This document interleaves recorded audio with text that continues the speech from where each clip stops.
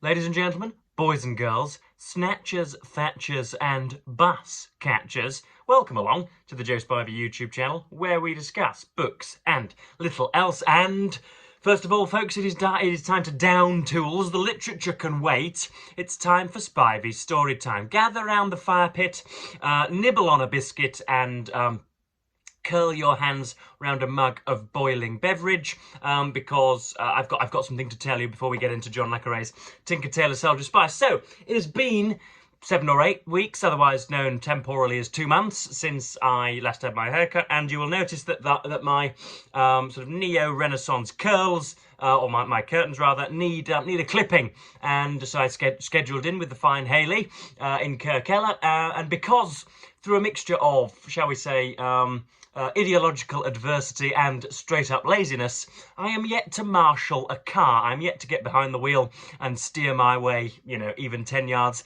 down the road. And so I am at the complete behest of public transport. And I usually set off very, very early indeed to this place. I usually, if it's 11 o'clock appointment, for example, I'm usually there for at least sort of 20 past 10 because the bus times never seem to align with my appointment. And so I usually end up haunting the graveyard. There's a nearby, quite a picturesque church, seeing perhaps if the vicar has the sexual advantage of a minor, and checking on the dates of the deceased. But today I didn't do that. Today I decided to be just about on time. So I deliberately wore a thinner layer because I knew that I would be engaging in some sort of Scandinavian yomp all the way to the bus stop, and this was indeed the case. I gave myself 20 minutes to get to the big Paragon interchange station in the centre of Kingston upon Hull, and I was a blur, a smear across shopkeepers' front windows this morning, folks. I was setting land speed records, and it was all phenomenal. I got there with 10 or 15 minutes to spare, and believe it or not, at the bay, I consulted the television screen, and it told me that bus 54 was in bay 11. Again, for those of you autobiographical pedants who want the tiny bits of information, there you are, bus 54 in bay 11. And we were all waiting, we were all there. It was the sort of archetypal fellowship of bus travel. There was me, as I say, the person ideologically adverse to car driving. But then you had the mother of 9, who had brought a dozen of her chavvies out with her, who was toiling with the sort of troublesome little Amazonian pipsqueaks that squealed from the pram. There was the adipose gentleman with an enemy's rugby t-shirt on, filleting a cheese baguette. There was, I promise I haven't written any of this down, folks. This is all perfectly indented into my brain. There was the snooty bureaucrat in a camel hair coat who had sort of obviously dropped his car off for servicing, and therefore had to countenance the plebeian adventures of bus travel for a week or so. He was sort of curling a snobbish lip at us carless nomads, and so there we all were, concertinaed perfectly in the queue, and then the screen decided to change and to cancel the service entirely, so that if I were to board the correct bus, I would have been at best, at earliest and most punctual, I'd have been 35 minutes late for my appointment. So I uttered a few oaths, as you can well imagine, under my breath, stormed back home, and rang the salon and told them to reschedule for next Wednesday. And so, yeah, I what does Mr. Stallone say? It's not how hard we can hit, it's how hard we can get hit and keep moving forward. So I am, I'm philosophically minded this morning. I'm not letting that minor dip in my day get me down. Hopefully the roof doesn't cave in. Hopefully, hopefully the gas man doesn't come to arrest us for not paying our dues. Hopefully there are no more hurdles to jump over this morning and afternoon. But yes, that's story time. So you could have been having apparently having my haircut takes 5 years off me as well. So you could have had a younger, sprightlier, and more juvenescent Joseph reading out extracts of Tinker Tailor Soldier Spy. As it is, you have me bedraggled with all of my barnet. Anyway. So I have read over the last 2 days, very, very quickly, John le Carre's Tinker Tailor Soldier Spy for Dr. November, which is an event I believe was initiated by Mark at A Book Time with Elvis, who has an excellent modern habit now that he is back on BookTube. Thank the gods. He tends to, or he likes to read essays whilst recording his marvelous sort of Scandinavian or Balkan countryside. I believe he's a teacher over in foreign lands, folks. And so yeah, he's the gentleman that is very well versed in spy literature, in Fleming's Bond and in le Carre's Mr. Smiley. And so I found this in a secondhand bookstore a little while ago. I will have hauled it on a book haul. I don't think this has been in my possession for longer than a month, and so I have read it and I have enjoyed it. Intelligence comes in very many forms, folks. I have, I think, what Jordan Peterson would call a verbal acuity and intelligence. I could probably, you know, if a competition were held for people between the ages of 20 and 30, where they had to think of as many words beginning with S and F in 3 or 4 minutes, I think I would probably win a global gold medal. I can think of words very, very quickly. I can spin a sentence. I've got the gift of the gab. But when it comes to sorting things out narratively, when it comes to looking at 4 or 5 people and intuiting their motivations, when it comes to building things from random objects and scraps of detritus, when it comes to common sense, when it comes to the real world and reading people, and you know, there are certain skills the application of which I am useless at, and sort of reading people's emotions and getting through spy novels like this is one of them. For perhaps 50 to 60% of this novel, I hadn't the foggiest what Mr. Smiley was talking about, what he was driving at, who it was around whom he was trying to draw the net. I knew the basic plot outline. I knew that there were 4 or 5 candidates for. I should probably briefly outline. This was released in 1974 and is a fictional depiction of Soviet infestation of British intelligence services. So you have a mole. Everybody knows there to be a mole. Control with a capital C, who is an old man who has recently been moved out. We learn has suspicions, and Mr. Smiley, who, as a result of a disaster in Czechoslovakia, as a result of that, is pensioned out to pastures new. But Mr. Smiley is very, very determined to find this mole, and there are some wonderfully drawn characters. John le Carre, textually on the sentence level, is magnificent. That's just about the only thing that kept me going. When the intricate and parochial jargon was wheeled out and I was just flowing through the paragraphs, and I didn't know, just as I say, what Mr. Smiley was driving at, or who it was that he was trying to collar and investigate.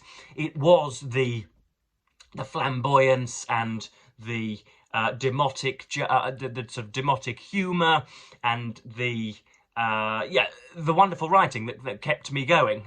If it had been done in a duller fashion, if it had been more straight-laced, then perhaps I'd have sent this windmilling through the window after just a couple of hours trial. But as it was, I got through it, and it was very, very enjoyable, even though, as I say, I didn't know quite why it was that I was. I didn't know just who it was to be suspicious of. It wasn't like watching a thriller or indeed a crime series on the television or the internet, where you have 3 or 4 people and you can read them and you're shocked by turns of events. I wasn't quite hanging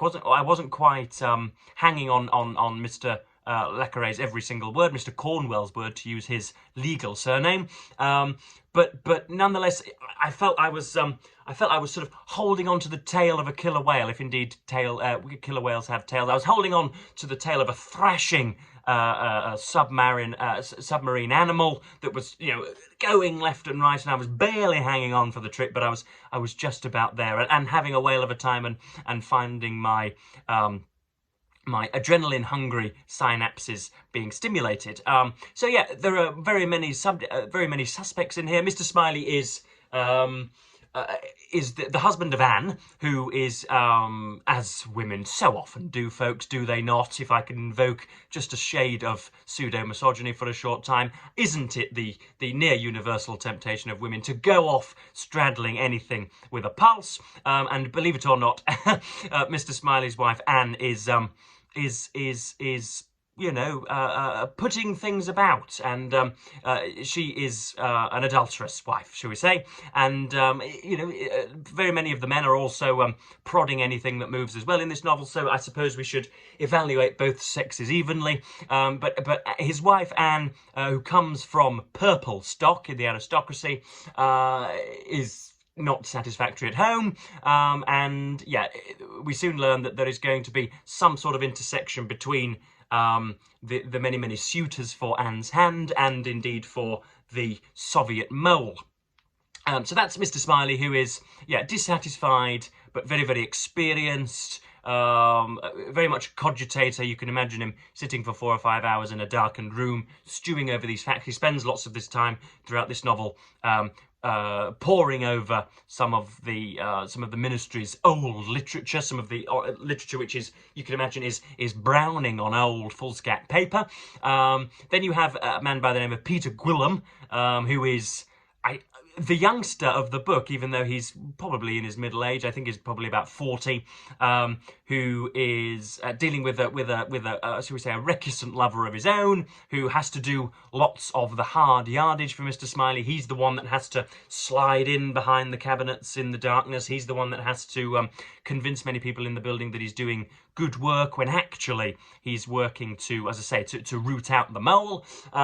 You've got Peter Gwilym, then you've got Mr. Tar, who begins the novel, really. It's his anecdote that begins the novel, where he's supposedly come into contact with a Russian by the name of Irina when he is in Hong Kong. Mr. Tar is again a youngster, a little bit of an untrustworthy terrier, or rather something of a loose cannon, you know, a typical youngster who will go out and get smashed up a Saturday night and leak secrets, you suppose. But Tar falls for this Irina, and Irina tells him that she is very willing to defect and will give the identity of a mole, or at least a secretive circle within the service. And of course things are botched, and Irina ends up with a bullet going through her squishy matter in her skull. Believe it or not, I think she ends up dead. So you've got Mr. Tar. Then you have the suspects. Really, you have Bill Hayden, who, again, spoilers alert, folks. If you've not read John le Carre, if you've not read Tinker Tailor Soldier Spy, turn off in the next 5 seconds, because I'm about to tell you just who it is that's pulling the strings. But it is very obvious, I think, from the first 50 to 60 pages, that it's probably Bill Hayden that is the Soviet mole. He is the insouciant apotheosis of, you know, old Etonian effortless success, perhaps a little like Joseph Edward in certain aspects, you might say, but he's very competent, and is something of an artist, and obviously is intellectually opposed to the West. You think you can tell that as is the case with most young artists, they have some sort of left-wing affiliation, some flirtation with Eastern Bloc communism at some point. And although this is revealed later on in the text, it really did not take Poirot to discern that earlier on.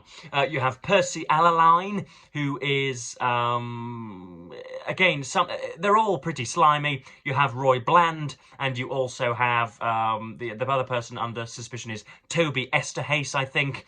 They're all, you wouldn't trust any of them to even mail a letter, let alone, you know, hand a dossier of very important information to them. So we go on and on and on. We meet a young lady by the name of Connie, an old lady by the name of Connie, and essentially Smiley just visits old friends and exhumes long since buried stories, and yeah, through his probity and his tenacity, manages to fathom out just who it is the mole. And then you have the very tense final set scene where they have discovered the hiding house, and himself and Gwilym and Inspector Lakeham, under the control of who is always referred to as the minister, who I assume to be the Home Secretary, it could be the Foreign Secretary for all I know. You also have a man by the name of Jim Prideaux, who goes under the false alias of Ellis often. He is working out of a caravan. He is involved in youngsters' schooling. You can tell early on that he himself has been palmed away. He's been sent to ferret into the the marginalia of society. He was a spy, but because of difficulties, he has been, as I say, farmed out elsewhere. So. That's just about as much plot coverage as you're going to get from me. What you will get is a reverence for Le Carre's style. I've watched an interview of Mr. Cornwell with Charlie Rose. Who else, folks? From the 1990s, when his name was a household one, and I could tell just from his eloquence in the interview that I was going to enjoy the book, and that has been no different. This is the first section is about Jim Prideaux at the school, who you're getting bits and bobs of information from him. He has a strange capability. There's a young boy, I think by the name of Roach, who is the son of a very, very wealthy individual, which presumably is why he's at an independent school, and he befriends Jim, or rather Jim befriends Roach, because they're two otherwise isolated loners. This is a description of Jim in the classroom. There was lastly the incident of the owl, which had a separate place in their opinion of him since it involved death, a phenomenon to which children react variously. The weather continued cold. Jim brought a bucket of coal to the classroom and one Wednesday lit it in the grate and sat there with his back to the warmth, reading a dictée. First some soot fell, which he ignored, then the owl came down, a full-sized barn owl, which had nested up there, no doubt, through many unswept winters and summers of Dover's rule, and was now smoked out, dazed and black from beating itself to exhaustion in the flute.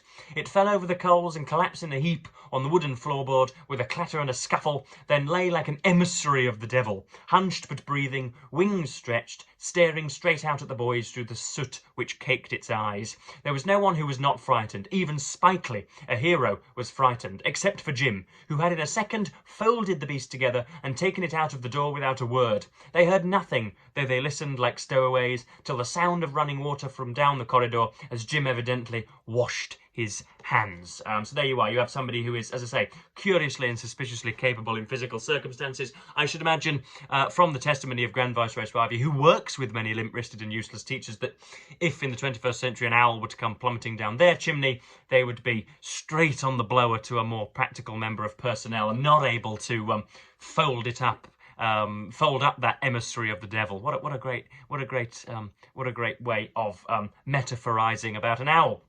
Next up we have the talk of Connie. We relate things to... Smiley goes and talks to Connie, who was on the heels of a gentleman by the name of Polyakov, who is the leg man, or set to be the leg man of one of the major moles within British intelligence. And Smiley tries to coax out some more testimony from her. She began her story like a fairy tale. Once upon a time there was a defector called Stanley, way back in '63, and she applied it to the same spurious logic, part inspiration, part intellectual optimism, born of a wonderful mind which had never grown up. Her formless white face took on the grandmother's glow of enchanted reminiscence. The grandmother's glow of enchanted reminiscence. Just take that one in, folks. Her memory was as compendious as her body, and surely she loved it more, for she had put everything aside to listen to it. Her drink, her cigarette, even for a while Smiley's passive hand. She sat no longer slouched, but strictly, her big head to one side as she dreamily plucked the white wool of her hair. He had assumed she would begin at once with Polyakov, but she began with Stanley. He had forgotten her passion for family trees. Stanley, she said, the Inquisitor's cover name for a fifth-rate defector from Moscow Centre. March '63. The scalp hunters bought him second-hand from the Dutch and shipped him to Sarat, and probably if it hadn't been the silly season and if the Inquisitors hadn't happened to have time on their hands, well, who knows whether any of it would ever have come to light. You see there, we're getting, or perhaps even, 25 to 30% of the text is relevant to us and known to us, and the rest of it is all a sort of whisper to either Le Carre careerists or fundamentalists, and the rest of it to spy aficionados. Next up, we're talking about Smiley's, what I've called his nocturnal revision sessions. They're punctuated by sort of the trundling normality of London life. He's brilliant. Le Carre's brilliant at talking about the owl in the chimney, or the meowing cat, or what I began this video with, the the enfattened wearer of an enemy rugby shirt, or the many-childed mother. So we're talking about Bill, sorry, Smiley, who is, as I say, undergoing a revision session, which left me Bill, thought Smiley. In the course of most London nights, there is one respite from alarm. 10, 20 minutes, 30, even an hour, and not a drunk groans, or a child cries, or a car's tyres whine into the collision. In Sussex Gardens, it happens around 3. That night it came early, at 1, as Smiley stood once more at his dormer window, peering down like a prisoner at Mrs. Pope Graham's sandpatch, where a Bedford van had recently parked. Its roof was daubed with slogans: Sydney 90 days, Athens non-stop, Mary Lou, here we come. A light glowed inside, and he presumed some children were sleeping there in unmarried bliss. Kids, he was supposed to call them. Curtains covered the windows. And then finally we have, this is talk about, he's talking about building tension. Again, it's not altogether clear just what's going on, either from your perspective or from mine, but this is talking about, in fact, I haven't explained that sufficiently, and I have entirely forgotten just what that section is about, but it was about Le Carre's building of tension, but I can't read something out and elaborate on it if I've, in the moment, if I've forgotten just what it is that's going on. But yes, I know from my analysts that a great deal of you have tuned out by this point anyway. So that was John Le Carre's Tinker Tailor Soldier Spy. A poor review, I'm sure you'll agree. But what is to be done, as Mr. Lenin said.